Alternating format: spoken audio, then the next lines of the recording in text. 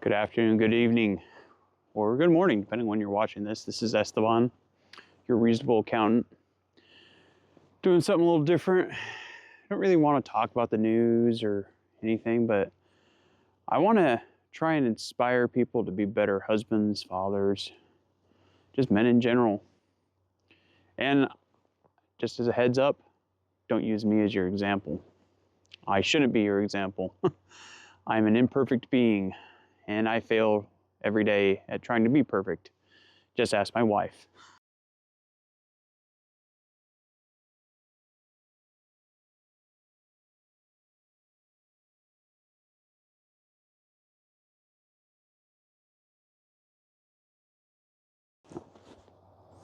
Let's start off with something I think we men need to be.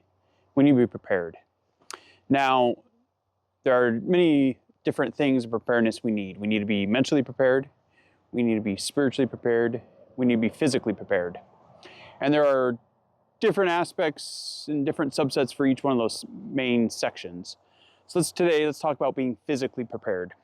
Okay, one of them is be physically fit, be physically healthy. If you aren't so, start now. Try and do one, if you can't do one push-up, try and do one push-up. Then tomorrow, do a push-up. And then the day after that, do 2 push-ups. And within a year, you're doing 365 push-ups. If you can only walk 100 yards today, walk 100 yards. And then tomorrow, walk 101 yards. Do better every day. Get yourself physically fit. Eat right. Don't eat junk food. Now, I'm not going to say you should never eat junk food. I like chocolate. I like occasional chip here and there. Heck, I could even down a whole thing of Hostess Twinkies if given the chance. But you need to try and avoid that stuff. Sorry if you hear noise in the background when I'm at a little spot that I decided to pull over and to shoot this. But so that's one thing you need physically prepared. You need to eat right and get physically fit. Another thing to be physically prepared is to carry on yourself things that you can use for your protection. And one of those I've said before is get a gun.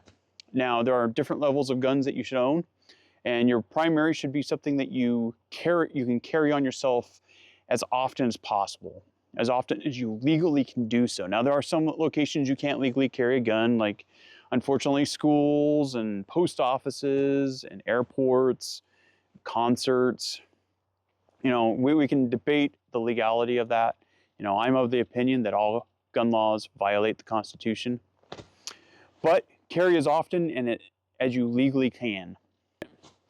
Okay, so what should you carry and how should you carry? Well, I'm just going to go with what I do. I'm not flashing you guys, but here's what I carry. I carry appendix. This is a sidecar 2.0. I've carried sidecars for years now. They're made by T-Rex Arms. They're great little holsters.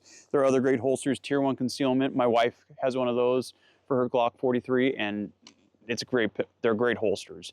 I also have some Raven concealment that I use for when I'm carrying outside the waistband, like if I'm wearing my suits or what have you, or if I'm just feeling ornery or I'm wearing a coat, I can carry it. But most of the time I carry something like this. Now this is what I carry. This is a hot gun, by the way. This is fully loaded because I'm carrying concealed. I thought about getting the attachment where I can carry a tourniquet, but I carry a tourniquet elsewhere. So I carry a magazine, and this is a Magpul. I think it's the 21 round capacity PMag. I've had no issues with these magazines. I've put tons of rounds through them. I've dropped them in the dirt. I've had no issues. Some people may have, I haven't. I like having that 21 rounds of extra capacity for a spare magazine. Now what I carry is a Glock 19. Let's unholster this. I tend to keep the retention pretty tight. Now this is a hot gun, so let's magazine, and now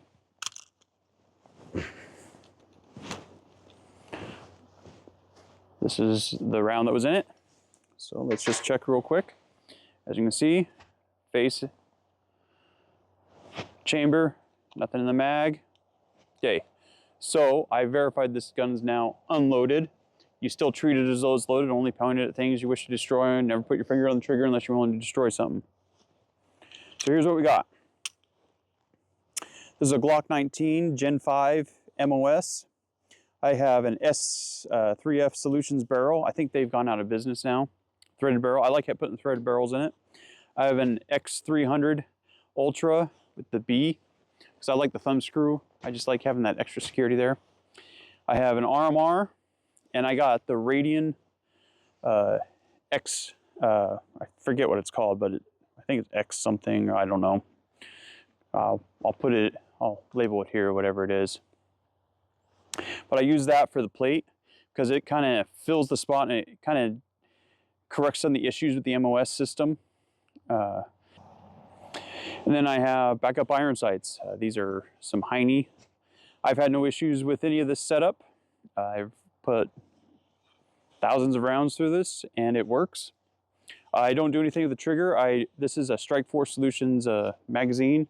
Main reason I use this is because it fills in this gap back here.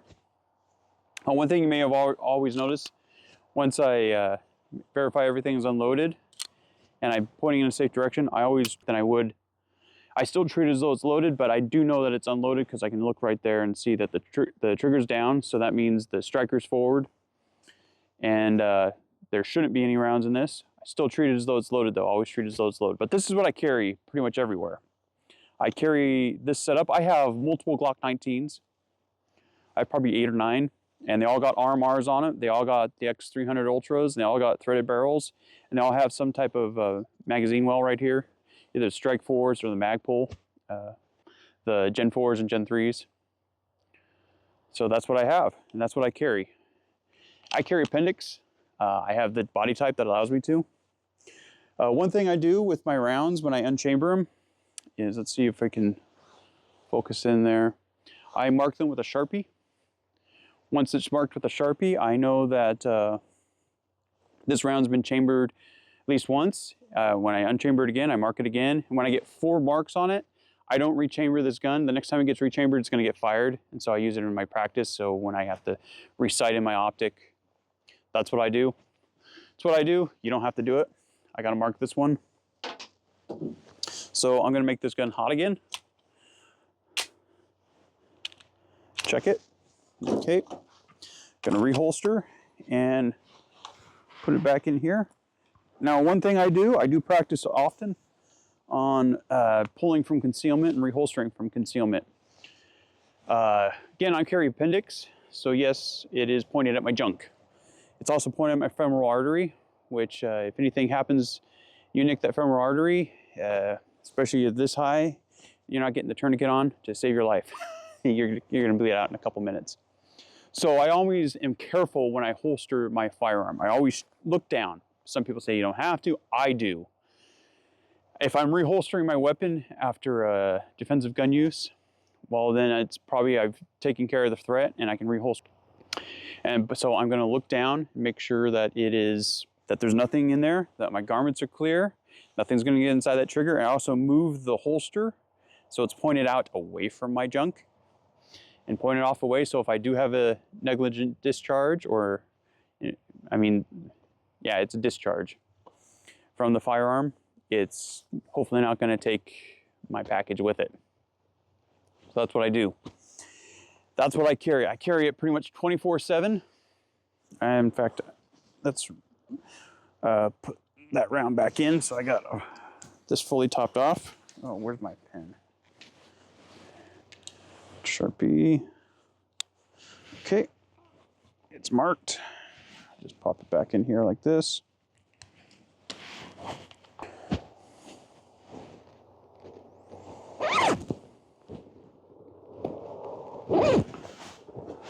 So back to what I'm talking about. Again, I always carry everywhere I legally can do so. But again, you follow the laws. I'm not going to advocate for anyone to disobey the laws, even if they're unconstitutional and they violate the will of God. Okay, so you carry everywhere. If you're going to be carrying everywhere, you need to start thinking and running through scenarios of how you would react. And here's what I'm going to advocate for everyone. I don't believe in duty to retreat. I believe in stand your ground 100%, but I think you should try and retreat as much as possible, especially if you have your family there. I pretty much most places I go, I'm with my wife or one of my kids or all my kids or my whole family.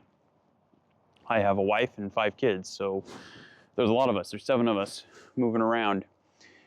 I'm not going to stay and fight. I will stay and fight so they can retreat and get to the vehicle and get home and get someplace safe.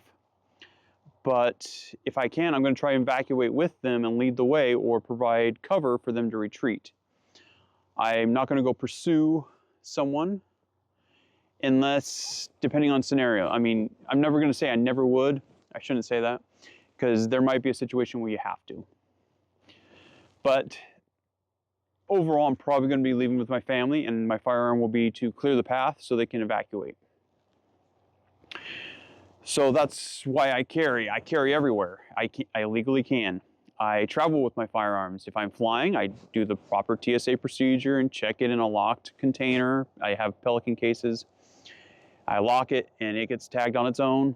And I put some tracking devices in the container. And I even take the gun locks that your guns come with, and I run it through the frame and the chamber. So then if somebody does steal it, well, now they have to also break that lock to actually use the firearm. You know, so the case is locked and then the gun itself is locked. And I keep the keys with me, and then combinations. But yes, I carry pretty much everywhere I legally can.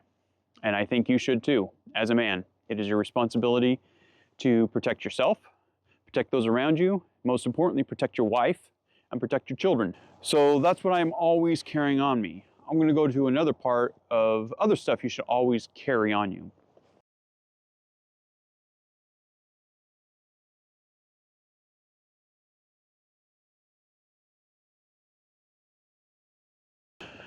Okay, I said that I have a T-Rex sidecar, and I thought about getting the attachment for the tourniquets, but I carry a tourniquet on elsewhere. I wear pretty much my Red Wing boots everywhere I go, and I just wrap a cat tourniquet right here around my sock. Now, some people could say, well, ruin your sock, yes, but you know, socks, they're gonna get ruined anyways eventually, so you just go buy new ones. You carry your cat right here. I have it pretty much preset for at least my thigh and my wife's thigh, and we're both bigger than our kids right now. My oldest is 15, and he's still kind of scrawny, so I don't need anything too big. And that's where I keep it. I keep it right here. Or sometimes move it over here, just depending on how I feel that day. But I keep a cat on me. Also, always carry a knife. I like the Emerson Commander, Super Commander. I just think it's a cool looking knife.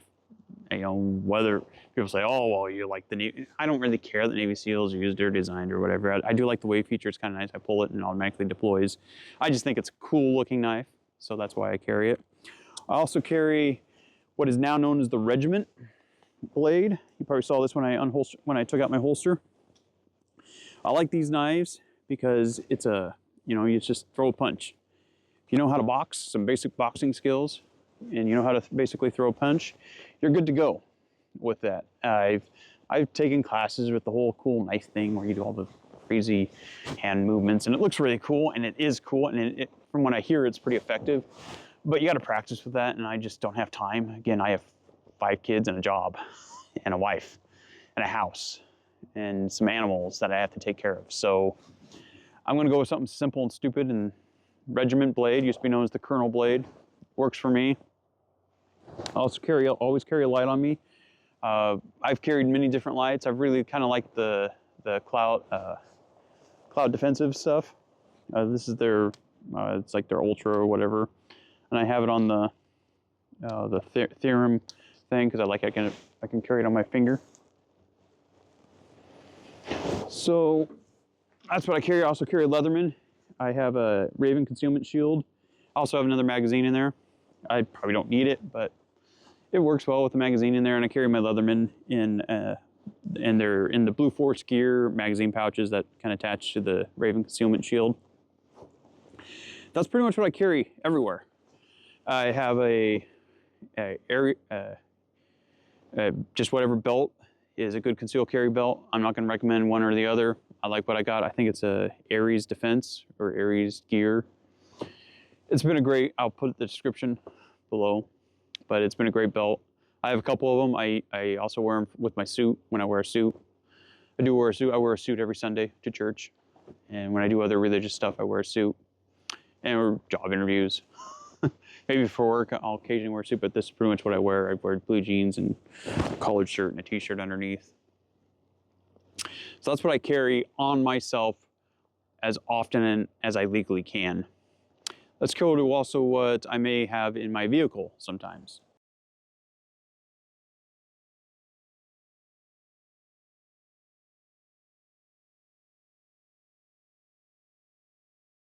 So I also tend to carry a rifle in my vehicle.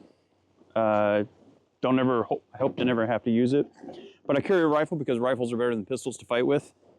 And if something ever truly kicked off, hope nothing ever truly kicks off, I'd rather have a rifle than a pistol to have to get back to my house. That's my overall objective in my vehicles, is to get back to either my house or somebody else's house or a friend's house. Someplace I know that they can have some supplies that I can use, or I keep my own supplies. So this is my generic fighting rifle.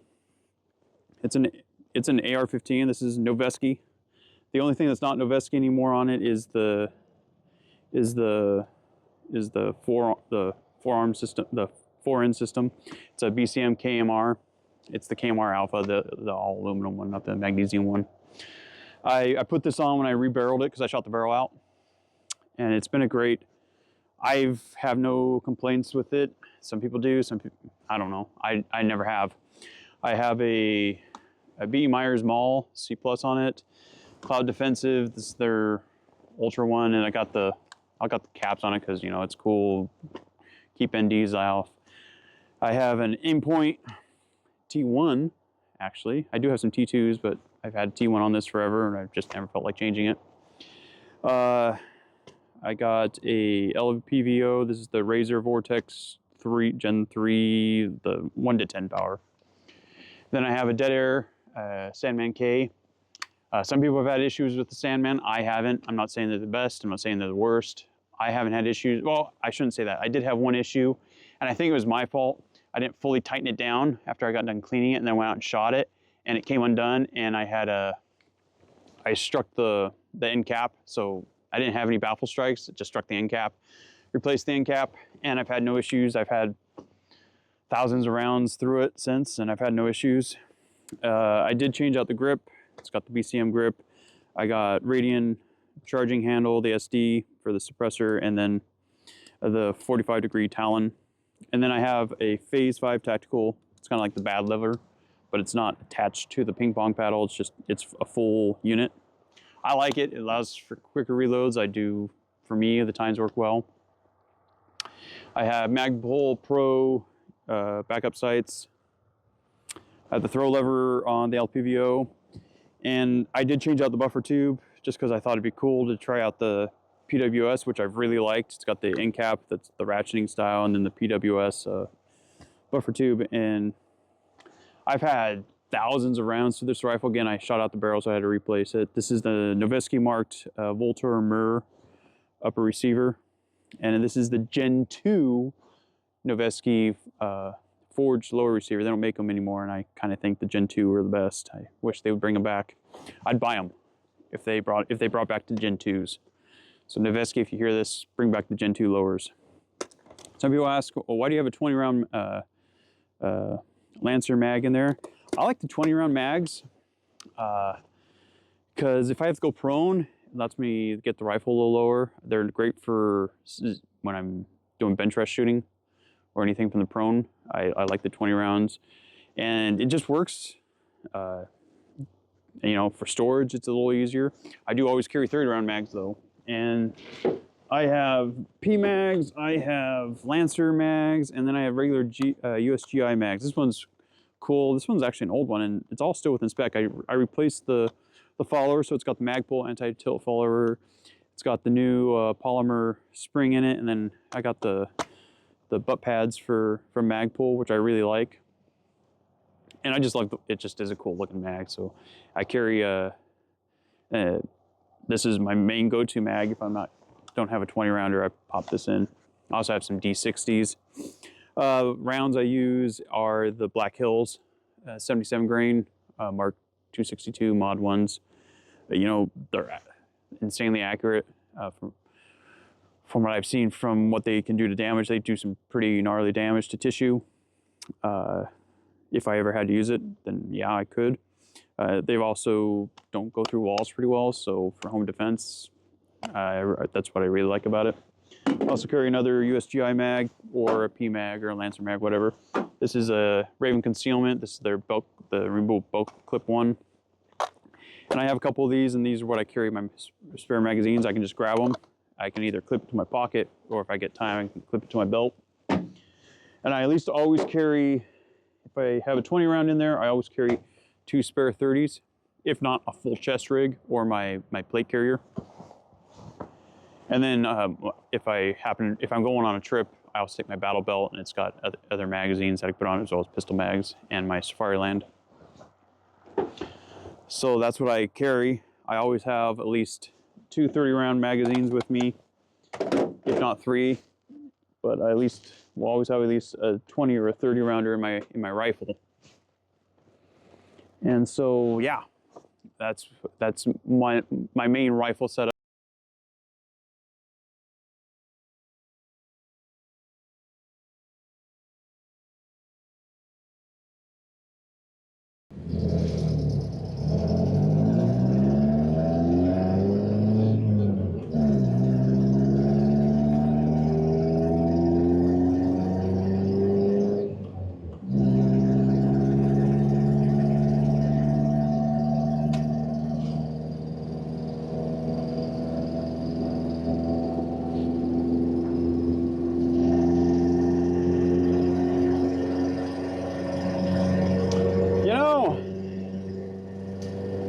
I talk often about being physically fit, mentally fit, and spiritually fit. And again, I'm not perfect at it, but there's absolutely no excuse to not know how to drive a manual transmission. I mean, come on, people. I love how they call it the millennial anti-theft device. The amount of people that don't know how to drive a manual transmission in today's day and age is utterly mind-boggling. And it's something that I find interesting, that it's a skill that we're losing.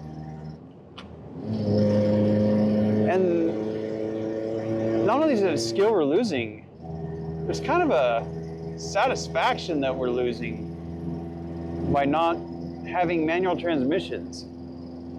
Now, I'm the first to admit, I do like, especially some of the new automatic transmissions, or when you start getting to the 8 and 10 speed stuff, man, they're really nice. And they're nice in traffic, or if you're in a hilly situation like Seattle or San Francisco, but who wants to visit those cities anyways?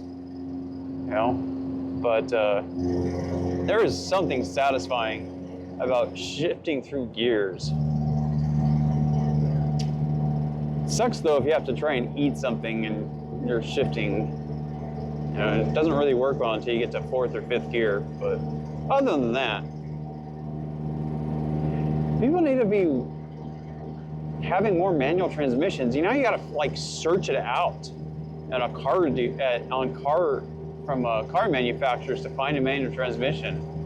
I think the only ones that actually have genuine manual transmissions anymore are probably like a few Hondas, a few Toyotas. Heck, you can't even get the big American-made diesel trucks anymore. I don't think you can get those in manual. I think they're all automatics now. And there's nothing wrong with some of those automatics. I mean, like the Allisons, but I don't know. There's just something neat about manual transmissions. But people need to bring them back. As my kids are getting older, now my oldest, he's on the spectrum, so we don't really have to worry about him driving, just with his mental disabilities and some of his physical. We don't have to worry about him driving anytime soon. Now he's 15. Maybe he might start driving once he's like 20 or something. He just might physically and mentally be there. But my daughter's 13, and this Toyota of mine, a 93 Toyota pickup, which really is just a Hilux. You know, it has the manual transmission, 5-speed manual, and I think this is what my daughter's going to learn how to drive on. You know, I learned how to drive a manual transmission. In fact, the manual transmission I learned how to drive on was a Toyota Land Cruiser 80 series that I was in Latin America when I was 15, 14 years old, and we had a Toyota Land Cruiser, and it was manual transmission. That's what I learned how to drive, was on a manual transmission. And you know what? It's the best thing, was learning how to drive on that. In fact, we were in Bolivia when I was really learning how to drive. We lived in La Paz, and I remember we were in La Paz and we took a drive, and we were in that Land Cruiser, and my dad's like, "Here, you want to drive?" And it turned out that was probably the death road that we were on. Yeah, nothing like giving your 15-year-old son who's only just mastered how to shift gears and not pop the clutch and not kill the engine when he's shifting or taking off from a dead stop on a manual transmission. Nothing like putting him on the death road afterwards. But that was a great experience. And I love manual transmissions. Now, our minivan, and yes, I have a minivan. Oh, wow, a guy with 5 kids who has a minivan. Imagine that. And you know what? I'm not ashamed of it. I love my minivan. My Toyota Sienna rocks. Yes, I am kind of a Toyota fan. I am looking at maybe getting a Toyota Tacoma. You know, not the brand new Gen. I think they're the Gen 4s, the brand new ones that are hybrid. I'm thinking the model just before that, maybe like a 2020 or 2021. I want it with the crew cab because, again, I have 5 kids. I want to be able to fit a lot of my kids in there. You know, I have 3 sons. I want to go camping with them. I can fit my 3 sons in it a lot easier than I can this. And I want it with the 6-foot bed, not the 5-foot bed. People are like, "Oh, the 5-foot bed's better for off-roading." Yes, it is. But I like the 6-foot bed because if I put a camper on it, I can sleep in it. And you know what? I like camping, but I really hate taking down tents. You know, I've looked at, if I get a Tacoma and I get the 6-foot bed with the crew cab, you know, I'll put lockers in it and maybe lift it up, put 35s on it or something. But I really want to get one of those camper shells that have pop-up camper in it, probably like the Super Pacific. I really like the Super Pacific for what you get. They got the channels and everything, and they're pretty local for where I live.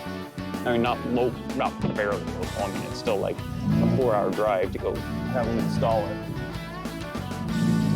But that's what I would probably think about getting a new Tacoma. I love my Hilux. I'll never get rid of it. I love my pickup. I will never get rid of this pickup unless you were to offer me $50,000 for it, and I'll sell it to you. People are like, "Yeah, I wouldn't offer that." I'm like, "Oh, well, then I guess I won't ever sell it to you." But yeah, I'll probably get a Tacoma, and I would like to get the Super Pacific camper on it. And then with that, I mean, my 5 sons, I have a 15-year-old. Again, he's on the spectrum, but he could sleep in the bed. I have a 10-year-old son. He could sleep in the cab on the back seat. And then my 3-year-old son, he can just sleep up on the platform with me. And of course, if I got the Super Pacific, I don't want to get the insulation for it and the heater. And of course, you know, got to trick it out so I can, you know.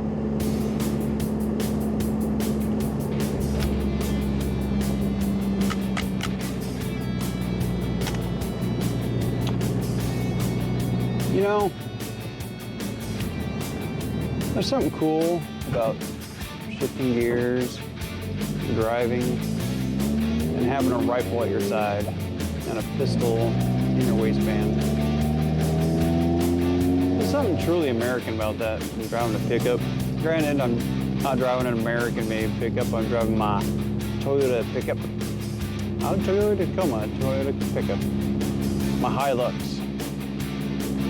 People say, well, it's got the independent front suspension. Yes, but Hilux went to an independent front suspension, I believe, in like 97, 98, and they just used the same frame that they used in the Toyota pickup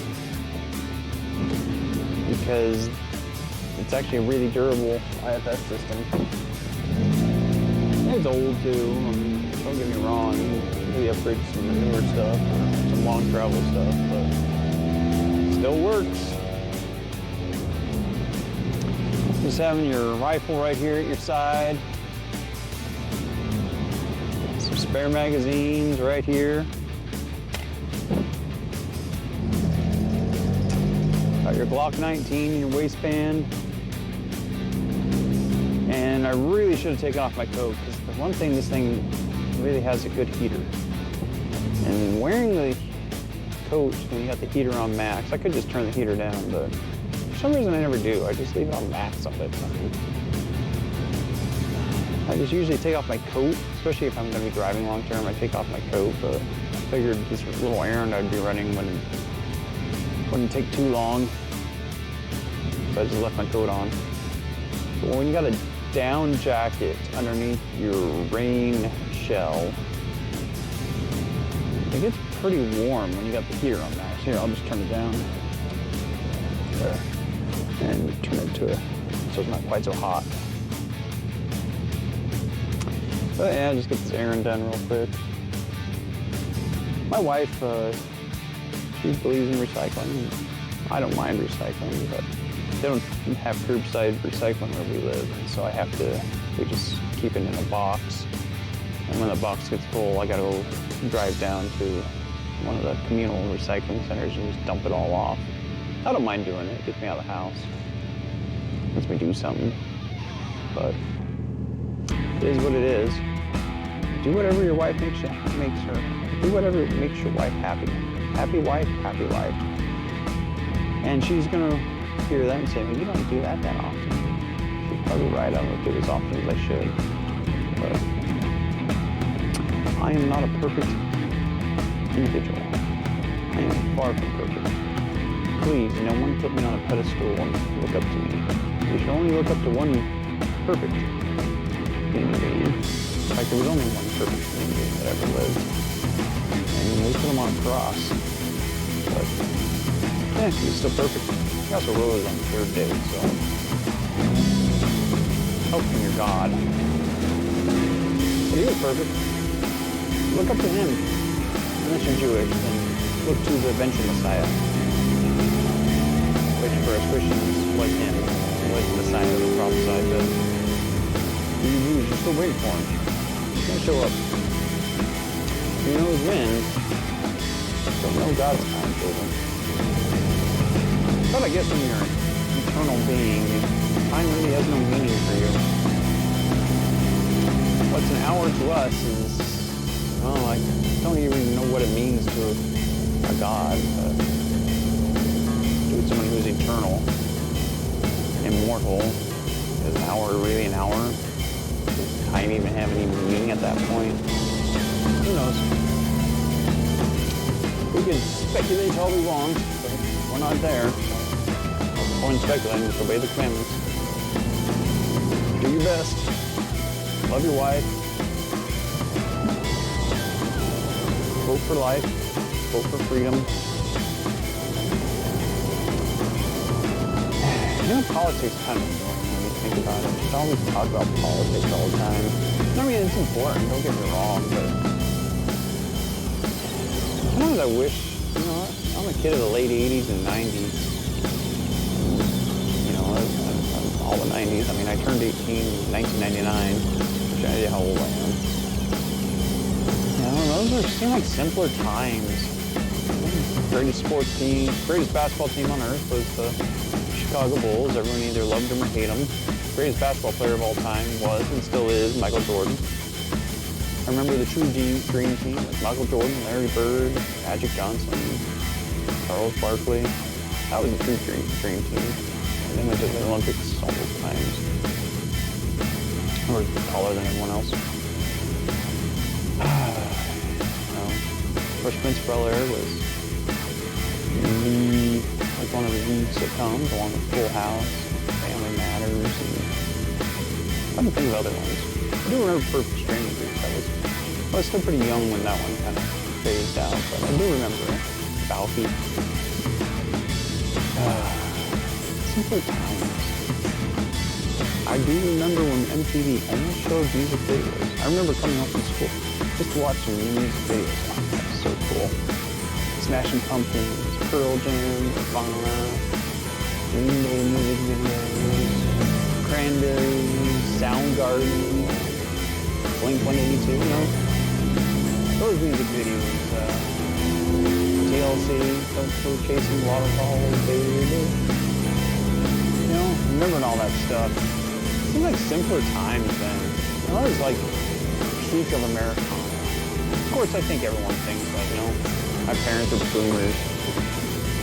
Boomers run this country, though. I'm not a millennial, though. Do not call me a millennial. Not a Gen X either. I'm kind of an exennial. But good times. Kind of wish we'd go back to those times, at least for my kids. When MTV stopped playing music videos all the time, that's when the world changed forever. Man, music videos were cool to watch. MTV. Daria. That was a good cartoon show. Beavis and Butthead. Back to the Future series. Everybody wanted the hoverboard. I was one of them. I thought the hoverboard was real. Still pissed that it wasn't. Still want a hoverboard too. What about a DeLorean? You know, they're kind of crappy cars from what I hear. But I do have a Toyota pickup. Not an 85. I have a 93. Still Toyota. Still runs. I always get asked though if I'm willing to sell it. I don't know if I can tell everyone no. The funny thing is, everybody asks if they can buy it from me. They used to own one, and then they sold it. They want me to sell it. I'm like, dude, that's like... So you want to put me in the same boat you are? Nah, I'll keep it. But again, like I said before, I wouldn't mind a Tacoma. I'm thinking about getting a Tacoma. I'll still keep this. Don't get me wrong, I'm keeping this pickup. Because I want to put an anti-aircraft battery in it or something, or, you know, some type of mortar system. So it could be like the ones you see in the Middle East, taking on regimes. Oh, here we go, here's the recycling place. I really hope no one's able to geolocate what I'm doing here. I really prefer to keep anonymity as long as possible. But hey, just remember, if you come to my house, I always have a gun in my hand when I open the door. You may not see it, but there's always a gun there. Also, don't try anything.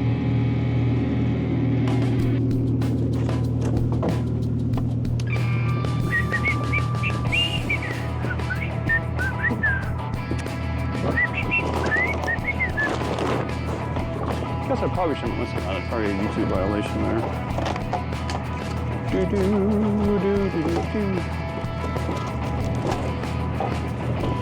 I'm doing my part. I still love that movie.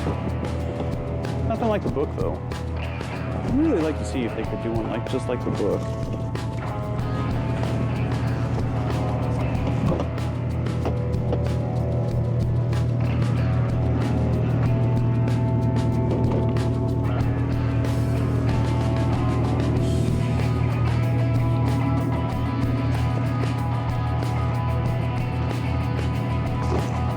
I'm probably gonna have to go get those papers. And you thought that was all I had, was that first box.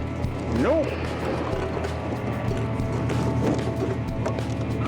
Amazing how much trash a family of 7 can produce.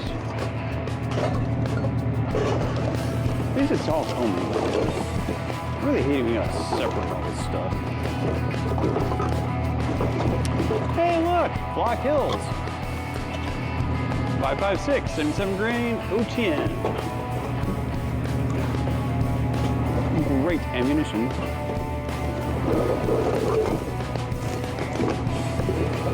Very accurate ammunition. Oh yeah, talking about good healthy stuff for me. Threw some Snickers ice cream box away. Good little bars. Man, those are tasty. Probably filled with who knows how many carcinogens. Don't tell RFK Jr.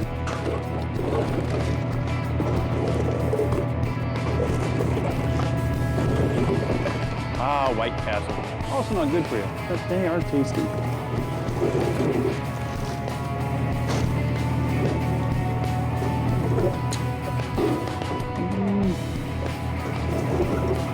I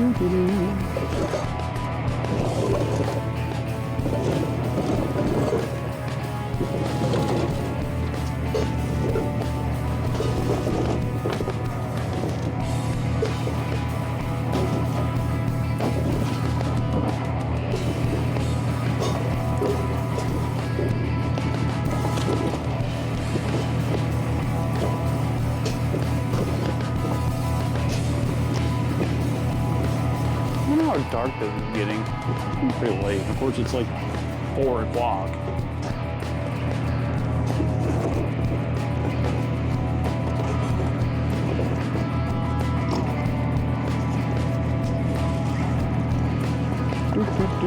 Empty. Of course, now I gotta get those papers.